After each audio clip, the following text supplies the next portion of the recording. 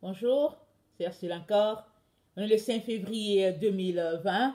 Alors je viens sonner la trompette aujourd'hui encore et je viens vraiment nous encourager à être des personnes connectées à Jésus-Christ. Amen. Alors c'est la vie et c'est un choix. Alors on choisit d'être d'un bord ou bien de l'autre. Et nous sommes dans un véritable combat, le combat de la lumière contre les ténèbres. Alors très souvent, c'est pas visible, c'est pas évident. Surtout si on est des personnes entre guillemets qui se disent correctes, c'est-à-dire on ne fait rien de mal, on essaie d'être dans nos affaires, on essaie de pas déranger les autres, on vit notre petite vie. Alors on se dit mais tout va bien, moi je ne cherche les histoires à personne. Alors je ne sais pas de quoi elle parle. Amen. Mais dès le jardin d'Éden, depuis le jardin d'Éden, pardon, il y a un combat qui, au fait, s'est engagé. Alors, c'est le combat des ténèbres, vraiment, c'est le combat des ténèbres contre la lumière. Amen. Alors, c'est Satan lui-même qui est venu provoquer. Il a amené Adam et Ève à se détourner de la lumière divine. Si bien que la seule manière pour Dieu de continuer avec son projet pour l'humanité, c'était de mettre l'inimitié entre la femme et puis le serpent. C'était de mettre une inimitié entre la postérité de la femme et puis la postérité du serpent. Sachant que nous sommes les descendants d'Adam et Ève, alors c'est la seule manière pour Dieu. Afin que le combat soit vraiment le combat ou bien la victoire, pardon, revienne à notre Dieu pleinement. Alors, Satan a voulu que ce soit mi-figue, mi-raisin. Il a amené Ève à manger l'arbre de la connaissance du bien et du mal et lui disant qu'elle deviendra comme Dieu.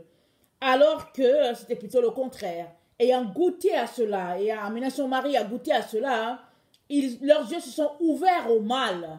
Leurs yeux sont ouverts aux ténèbres. Et c'est là qu'ils ont réalisé toutes les choses qu'ils ne connaissaient pas parce qu'ils étaient maintenus dans une certaine pureté, dans une certaine innocence.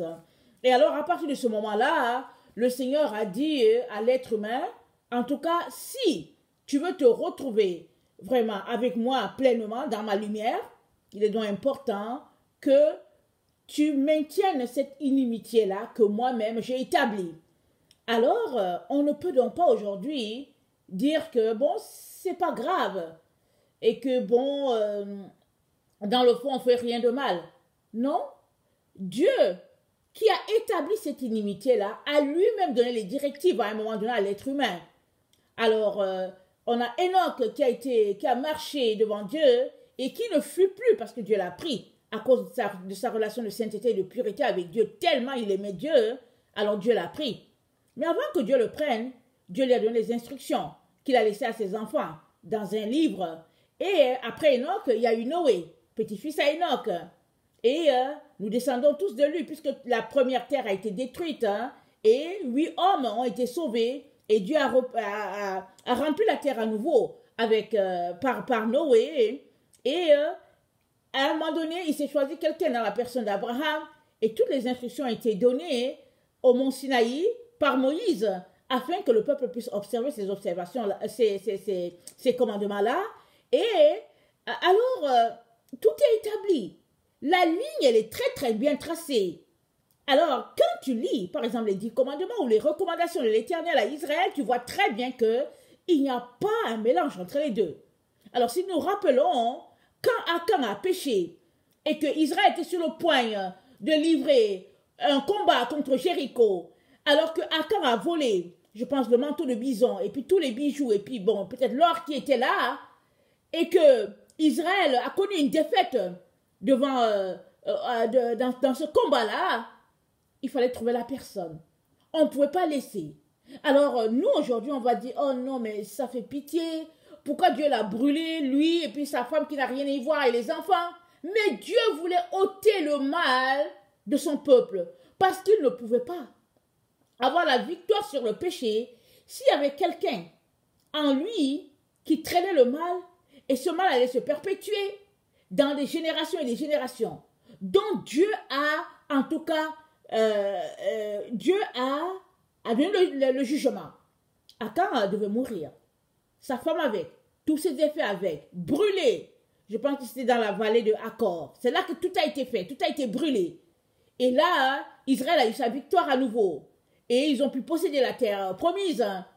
Mais malheureusement, petit à petit, Israël s'est souillé. Pourquoi? Dieu a dit que quand tu vas entrer dans le pays, tu tues tout le monde. Amen. Tu tues tous ces habitants-là. Il n'y aura pas de mariage entre vous et eux. Sinon, ils vont vous corrompre. Sinon, vous allez faire comme eux.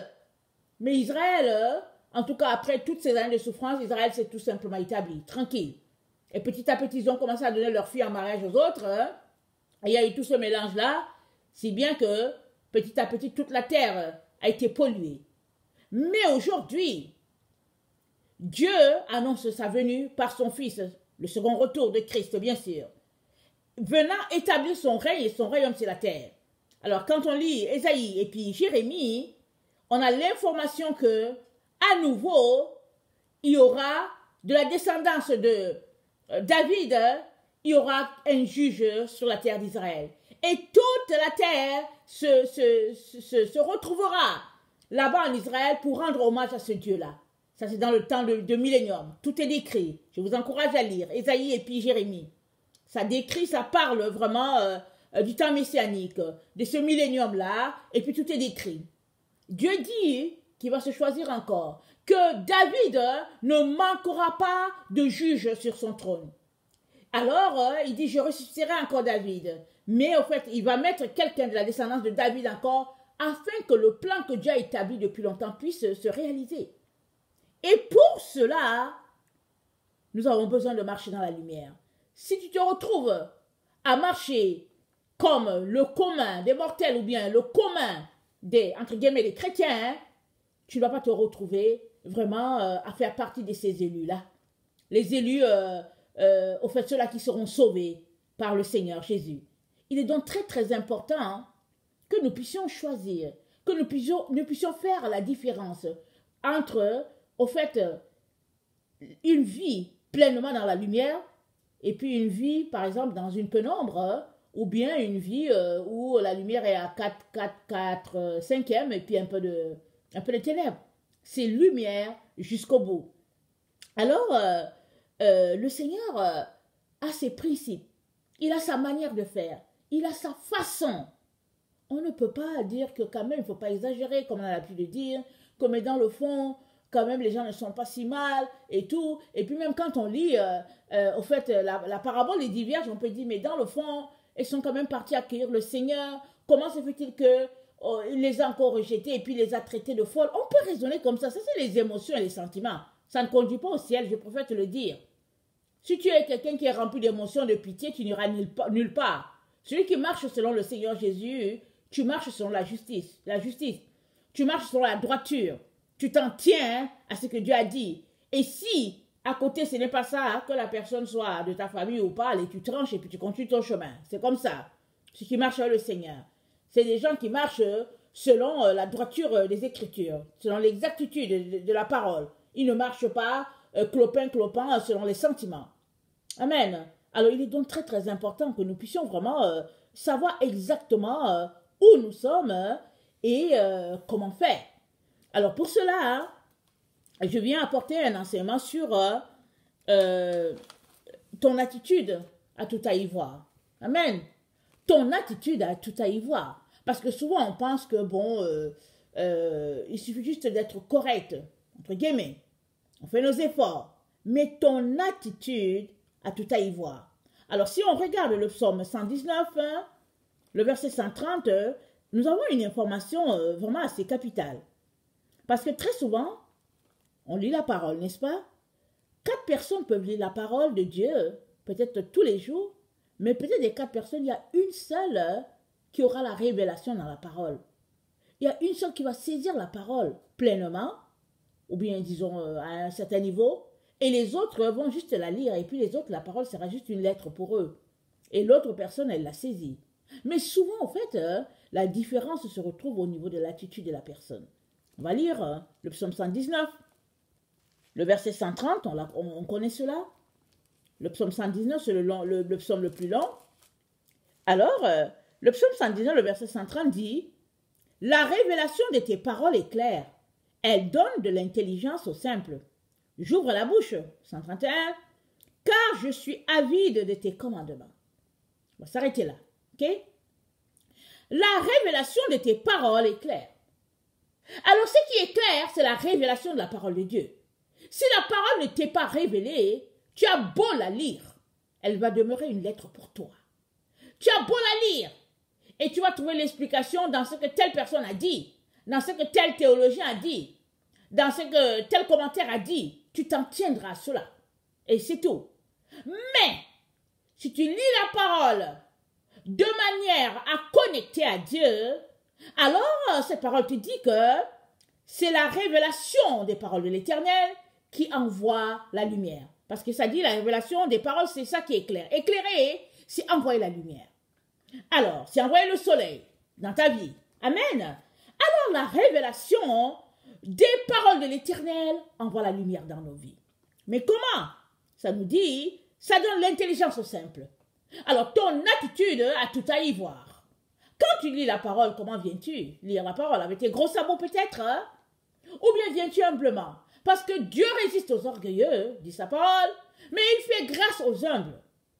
Il est donc important que tu viennes devant Dieu avec humilité, sachant qu'il est Dieu et que tu es un être humain, sachant qu'il sait tout et que toi tu sais rien, sachant que c'est lui le maître de la parole, c'est lui au fait qui a enfanté cette parole-là, et toi tu n'es que la personne qui la reçoit. À partir de ce moment, ne te pointe pas en savant de la parole, en connaisseur, en la personne qui sait tout, qui veut tout expliquer aux gens, alors que dans le fond, tu es un tonneau vide. Dans le fond, tu ne sais rien. Tout ce que tu as, c'est qu'on te l'a dit. Tu l'as appris par exemple de Scofield et puis je ne sais pas qui. Mais n'oublie pas que Scofield aussi c'est un être humain. N'oublie pas que les commentaires que tu reçois des uns et des autres, ce sont des commentaires qui viennent des humains. La seule personne qui peut t'expliquer la parole pleinement, c'est le Saint-Esprit. Parce qu'il s'agit de demeurer dans l'esprit de la parole. Parce que toute parole est mise à un esprit en arrière. Que cette parole vienne de la bouche d'un humain ou de la bouche de Dieu, il y a un esprit en arrière. Alors Dieu dit, dans Ésaïe, il dit, mes voix ne sont pas vos voix, mes pensées ne sont pas vos pensées. Alors quand Dieu dit, il donne sa parole, il y a un esprit en arrière. Il y a la pensée de Dieu en arrière. Il y a ce qu'il vise en arrière. Il est donc très très important que tu ailles chercher ce que la parole te dit en arrière. C'est-à-dire que tu ailles chercher l'esprit de cette parole-là. Or, si tu viens avec tes gros sabots, en tout cas, ça te sera fermé. Parce que Dieu résiste aux orgueilleux. Tu n'auras rien. Tu vas juste annoncer, étaler tes diplômes, et puis étaler ton savoir, mais dans le fond, tu n'auras pas une explication. Tu vas prêter une explication à Dieu. Tu vas essayer de forcer pour dire que c'est ça, c'est cela, mais la réalité va demeurer qu'au fait, tu ne l'as pas.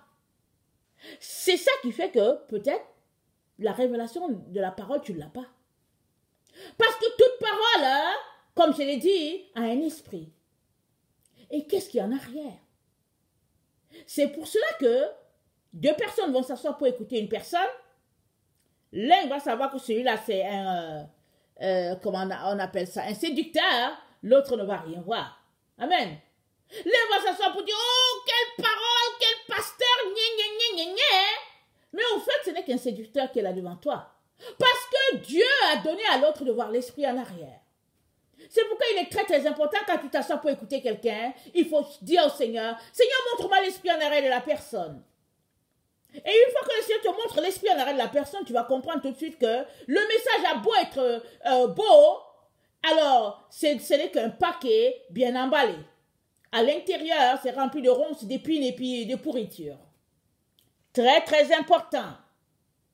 Parce que tu ne peux pas, au fait, mettre deux choses qui ne peuvent pas se mettre ensemble. Parce que si ta bouche, ou bien, si ton oreille entend quelque chose qui est, par exemple, des Écritures, ton esprit doit aussi entendre la même chose. Ton esprit devra aussi entendre ce que cette personne l'a dit de sa bouche. Parce que si elle dit une chose et que l'esprit qu'elle a ne connecte pas avec ce qu'elle dit, cette personne n'est qu'un menteur, elle est une séductrice. Aussi simple que cela. Alors, c'est la révélation de la parole de Dieu qui est claire. Elle donne l'intelligence aux simples, c'est-à-dire aux personnes humbles. Et puis le verset 131 dit, j'ouvre la bouche et je soupire. Il soupire. Pourquoi est-ce qu'il soupire? Il est avide des commandements de Dieu. Alors si toi, tu ne recherches pas la présence de Dieu, ses commandements, si vraiment c'est juste un fardeau pour toi, tu n'auras pas cette révélation-là. Parce que c'est un fardeau. Parce que tu viens, parce que tu cherches quelque chose. Il y a des gens qui, au fait, font des choses pour Jésus parce qu'ils veulent aller au ciel. Alors, je préfère te dire que si c'est pour cela, en tout cas, je préfère te donner l'information que tu vas rester, au fait. Parce que tu ne viens pas voir Jésus pour ce qu'il doit te donner. Tu es avec Jésus parce que tu l'aimes. Parce que tu as compris qu'il t'a aimé le premier et en retour, tu l'aimes. Et tu lui dis de t'aider à l'aimer davantage. C'est pour ça que tu es avec Jésus. Parce que tu te rends compte qu'il est l'amour de ta vie. Et qu'en dehors de lui, il n'y a pas de vie, il n'y a pas d'existence, il n'y a pas de raison d'être. Et que tu te rends compte que c'est lui qui t'a créé. Et qu'il a mis quelque chose en toi parce qu'il a voulu se multiplier aussi en toi. Et à partir de ce moment-là, tu décides de l'aimer davantage, de le connaître davantage, afin que ce qu'il a mis en toi, tu puisses aussi le répandre pour que le royaume de Dieu puisse s'établir sur la terre. N'oubliez pas, le projet de Dieu depuis la Genèse, ça a été que la terre puisse être remplie.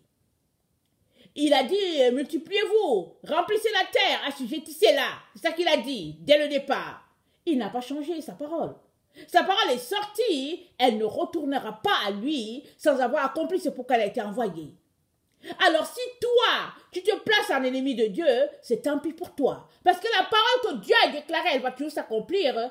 Et puis Dieu cherche des personnes qui ont compris cela et qui vont s'associer à lui afin que cette parole puisse être accomplie. Alors moi, je t'encourage à tout faire pour faire partie des personnes qui vont se retrouver à se donner la main afin que le projet de Dieu puisse s'accomplir. Ne sois pas trouvé parmi les ennemis de Dieu parce que ta fin sera terrible. Alors, Dieu nous dit, dans le psaume 131, dans le psaume 119, le verset 131, « Car je suis avide de tes commandements. Et tourne vers moi ta face et aie pitié de moi. » La personne, David dit, « Aie pitié de moi. Je suis avide. Aie pitié de moi, Seigneur. Aide-moi à comprendre cette parole, à la saisir, à la mettre en application dans ma vie. » Parce que l'attitude de David, c'est de connaître Dieu, c'est de l'aimer davantage. C'est pourquoi Dieu a dit, David est l'homme selon mon cœur, malgré toutes les fautes de David. David a arraché la femme de quelqu'un. David a tué. Mais Dieu dit, David est l'homme selon mon cœur. Pas parce que Dieu encourage l'adultère ou bien le meurtre, non. Dieu, il a vu en David ce cœur-là, humble, de la personne qui, malgré qu'elle se soit éloignée, malgré le fait qu'elle a commis des fautes très graves, elle est toujours revenue devant Dieu dans l'humilité. Et un cœur brisé, un cœur contrit. Il a dit, tu ne dédaignes pas un cœur brisé et contrit. Alors, si toi, tu cherches Dieu et que tu veux saisir sa parole, il est donc important que tu viennes, le cœur brisé et contrit. Ton attitude a tout à y voir. Parce que si tu veux connaître Dieu et que tu te penses arriver, tu n'iras nulle part. Il est donc très important qu'on saisisse la pensée de Dieu, qu'on saisisse l'esprit de Dieu. Et notre Dieu est un Dieu très humble. Oh, oh, amen, il est très humble. Parce que Jésus-Christ a quitté toute sa gloire. Il a laissé tout ce qu'il avait. Il est venu jusqu'à nous afin de nous révéler, au fait, le Père. Afin que nous puissions retourner au Père puisque la terre était perdue. Amen. Alors, il est donc important que nous puissions saisir cela et nous comporter en fonction. On connaît un passage, je pense que c'est 1 Jean 2, le verset 14 à 17. 1 Jean 2, 14 à 17, je l'ai déjà lu maintes fois, j'aime beaucoup lire ce passage-là, mais aussi c'est un passage qu'on doit garder dans notre poche à tous les jours. C'est un passage très très important pour nous. En tout cas, tous les enfants de Dieu, surtout nous les gens de l'époque de Laodicée. Alors, 1 Jean 2, le verset 14, « Je vous ai écrit, Père, parce que vous avez connu celui qui est dès le commencement. Je vous ai écrit, jeunes gens, parce que vous êtes forts, et que la parole de Dieu demeure en vous, et que vous avez vaincu le malin. N'aimez point le monde, ni les choses qui sont dans le monde. Si quelqu'un aime le monde, l'amour du Père n'est pas en lui. Car tout ce qui est dans le monde, la convoitise de la chair, la convoitise des yeux, et l'orgueil de la vie, ne vient point du Père, mais vient du monde. Et le monde passe, et sa convoitise aussi. Mais celui qui fait la volonté de Dieu demeure éternellement. Alors, le verset 14 nous dit que c'est ces gens qui leur écrit, l'apôtre Jean leur écrit, il les encourage. Il leur dit d'abord que vous êtes forts. Vous avez vaincu le malin. C'est-à-dire c'est des personnes qui ont donné leur vie à Jésus. Alors, pour donner ta vie à Jésus, il faut vaincre Satan. Il faut réaliser que, au fait, ce n'est que l'ennemi de ton âme.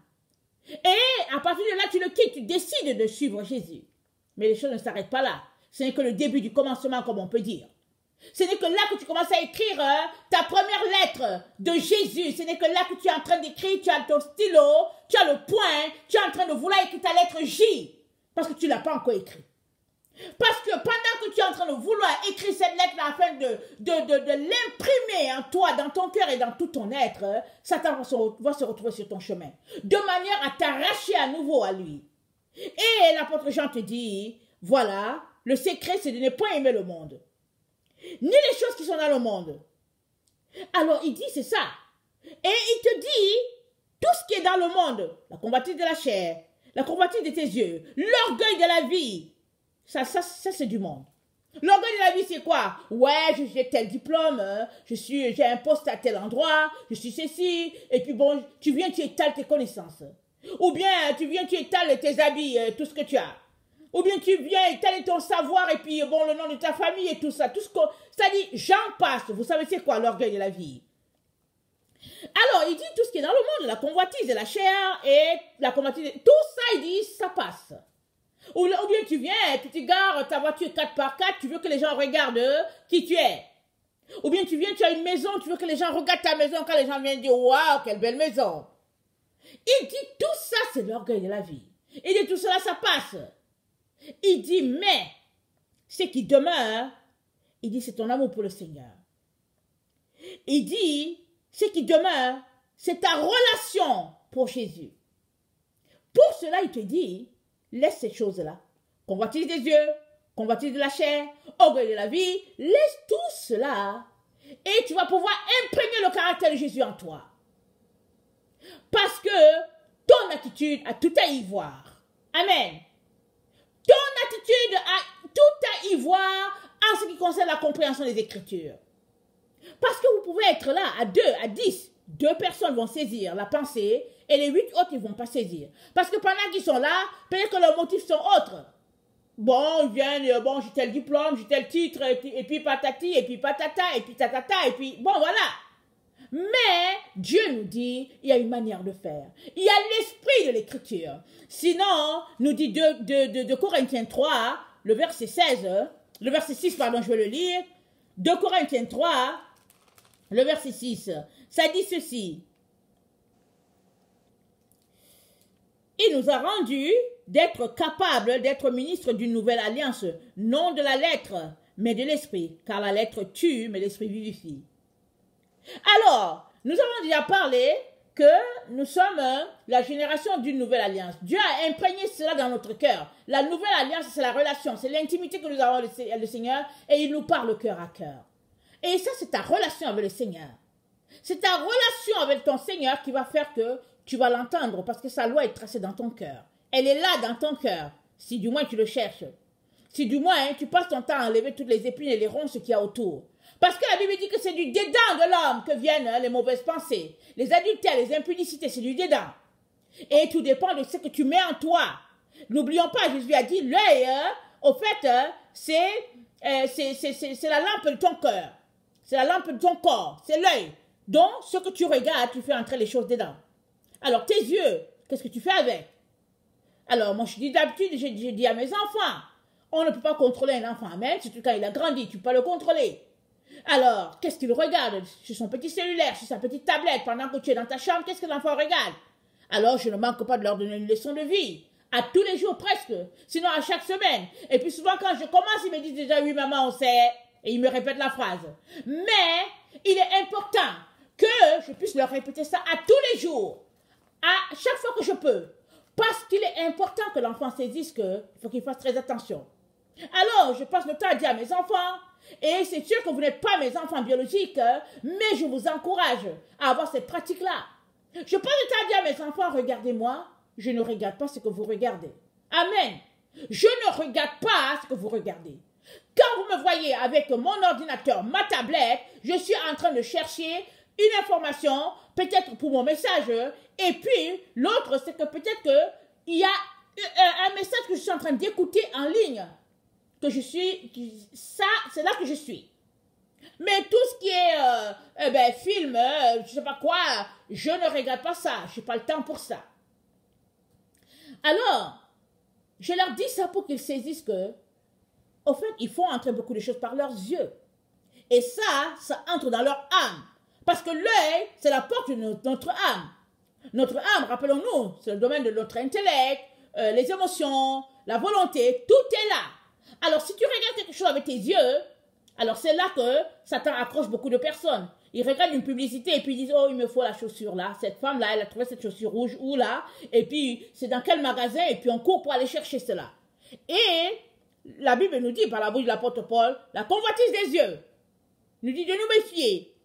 C'est à nous de faire très très attention dans ce que nous regardons, dans ce que nous écoutons, dans le choix de nos amis, dans nos lectures, c'est très très important. Pourquoi? Parce que c'est l'esprit derrière, au fait, la parole. C'est cet esprit-là qui dirige nos vies.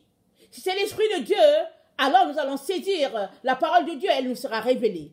Mais si nous sommes là avec d'autres intentions, alors la parole de Dieu va demeurer l'être pour nous. Et on va finir par combattre les autres là au fait qui la saisissent. Parce que nous sommes dans un combat. Le combat de la lumière contre les ténèbres. Alors ça, si tu es enfant de Dieu, si tu réclames de Dieu, tu n'as pas le choix que de marcher selon la lumière. Parce que la lumière, elle est venue jusqu'à toi et cette lumière, c'est Jésus. C'est la véritable lumière qui éclaire tout homme, dit la parole de Dieu dans Jean 1. C'est la véritable lumière. Jean est venu pour rendre témoin à cette lumière-là, mais Jean n'était pas cette lumière. La véritable lumière, c'est Jésus. Alors, si tu te réclames de lui, il est donc très très important que tu fasses sortir de toi toutes ténèbres qui existent. Parce que les ténèbres ne sont qu'un écran devant tes yeux. Un écran t'empêchant d'avancer. Un écran limitant ta vision de Jésus. Parce que nous voyons tous à travers comme un voile jusqu'aujourd'hui. Jusqu'au jour où nous le verrons face à face, c'est là qu'on verra le véritable Jésus. C'est là que nous verrons la véritable gloire de Dieu. Mais maintenant, nous voyons à travers comme un miroir. Et ça, c'est cette Bible-là. Et tout est là, tout nous est révélé, mais pas dans toute leur profondeur, bien sûr. La Bible dit, quand on sera devant Dieu, en tout cas, on n'aura plus besoin de rien, comme a dit Paul. Il dit, on prophétise en partie. On parle en langue en partie. Alors, tout ce qu'on fait, c'est en partie. Mais le jour où on verra ce Dieu-là, en tout cas, tout sera extraordinaire. Tout sera grandiose, tout sera merveilleux. Et même, les gens même qui sont au ciel, il y a certains qui disent qu'ils n'arrivent même pas à avoir accès à la lumière divine. Il suffit de lire Ésaïe 6. Vous allez voir que les séraphins, ils ont 6 ailes. Ils ont 6 dont ils se couvrent le visage. Tellement la gloire divine est là, ils n'osent pas regarder ce Dieu-là. Ce grand Dieu-là. Son immensité, sa grandeur, ils n'osent pas le regarder. Ils ne font que dire Saint, Saint, Saint, Saint, et l'Éternel des armées. Amen. Que la terre, et puis que son nom soit béni. Amen. Ils ne font que répéter cela. À cause de cette grandeur-là. Alors, si tu veux saisir ce Dieu-là, il est important que tu puisses concéder certaines choses. Que tu puisses laisser aller certaines choses.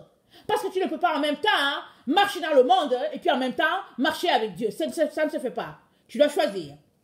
Alors, la lettre tue et l'esprit vivifie, nous dit la parole.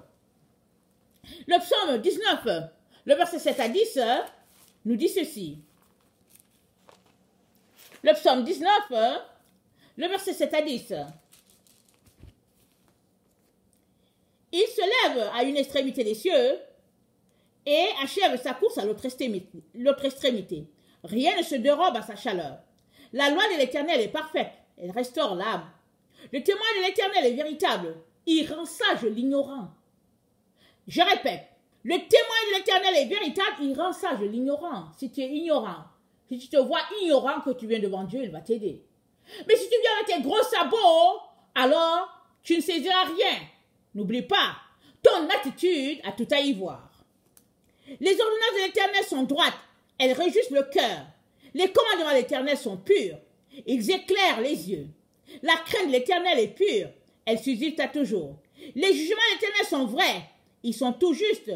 Ils sont plus précieux que l'or, que beaucoup d'or fin. Ils sont plus doux que le miel, que celui qui coule des rayons. Ton serviteur aussi en reçoit l'instruction. Pour qui les observe, la récompense est grande. Amen. La récompense est grande pour qui les observe. Il est donc important que ton attitude puisse changer quand tu viens devant Dieu. Que ton attitude soit une attitude de révérence devant ce Dieu-là quand tu veux comprendre les Écritures. Sinon, tu vas juste te comporter en personne frustrée.